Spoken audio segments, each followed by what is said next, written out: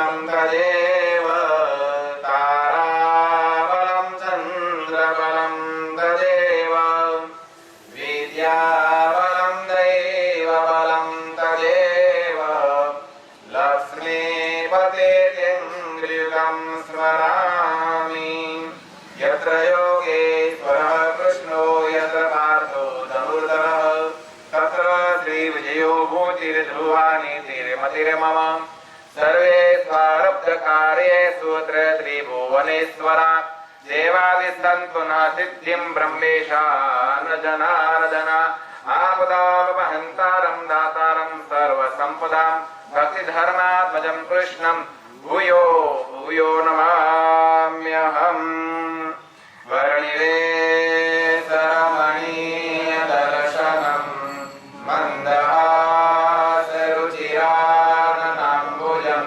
पूजितं सुरनरोत्तमैर्मुदा धर्मनन्दनमहं विचिन्तये श्रवणं मङ्गलं यस्य कीर्तनं यस्य मङ्गलं स्मरणं मङ्गलं यस्य सहैर्मङ्गलं क्रिया।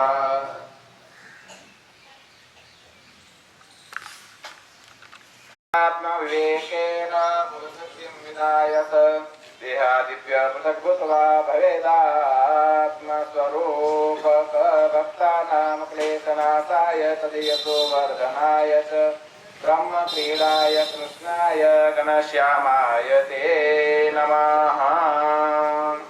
ततः आचमनं जमणा हाथમાં પાણી લઈ અને આચમન કરો। ओम श्री स्वामीनारायणाय नमः।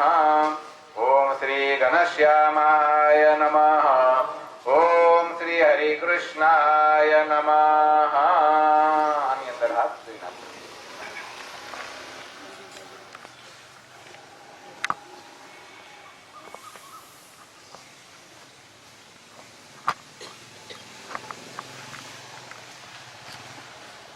હાથમાં ચોખા અને પાણી રાખવા સાથે જમણા હાથમાં। અથ સંકલ્પ ઓમ વિષ્ણુર્વિષ્ણુર્વિષ્ણુ શ્રીમદ્ભગવતો મહાપુરુષસ્ય વિષ્ણુરાજ્ઞયા પ્રવર્તમાનસ્ય અદ્ય બ્રહ્મણો દ્વિતીये પરાર્ધે શ્રી શ્વેતવારાહ કલ્પે સપ્તમે વૈવસ્વત મન્વંતરે અષ્ટાવિંશતિમે કલિયુગે કલિ પ્રથમચરણે ભારતખંડે જમ્બુદ્વીપે श्रीमन्नुप्र विक्रमार्के राज्य समयादता शुभनाम्नि संवत्सरे दक्षिणायने गते श्री सूर्ये वर्षा ऋतौ भाद्रपद मासे शुक्लपक्षे चतुर्थ्यां तिथौ बुधवासरे शुभ नक्षत्रे शुभ राशि स्थिते सूर्ये चंद्रे देव गुरौ शेषेषु ग्रहेषु यथा यथा राशि स्थान स्थितेषु तस्तु एवं ग्रह गण विशेषण विशिष्टायाम शुभ पुण्य तिथौ।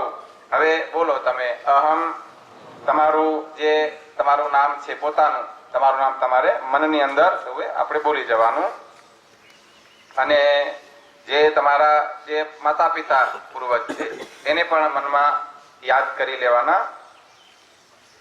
પછી બોલો શુભ મનોરથ ફલ प्राप्त्यर्थम इष्टदेव प्रसन्नतार्थम गणपति पूजनम अहम करिष्ये इति संकल्प्य तं प्रक्षाल्य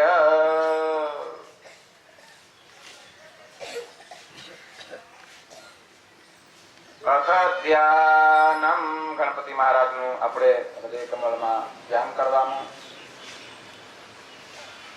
हरि ओम गणानान्त्वा गणपतिगुं हवामहे प्रियाणान्त्वा प्रियपतिगुं हवामहे निधीनान्त्वा निधिपतिगुं हवामहे वशो ममाहमजानि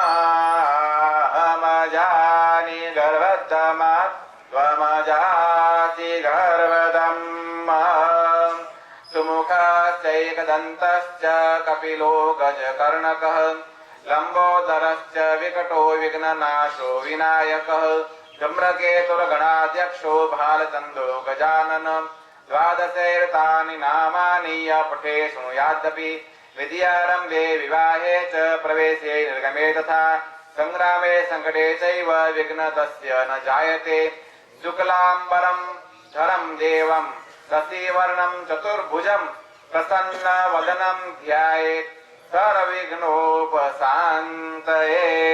ओम श्रीमन्महागणाधिपतये नमः। ध्यानं समर्पयामि। सदर्शन करજો। શું આવ્યું આ પૂજામાં? પ્રસન્ન વદનમ ધ્યાયેત સર્વ વિઘ્નોપશાંતયે। વિઘ્ન શાંત કોણ કરી શકે?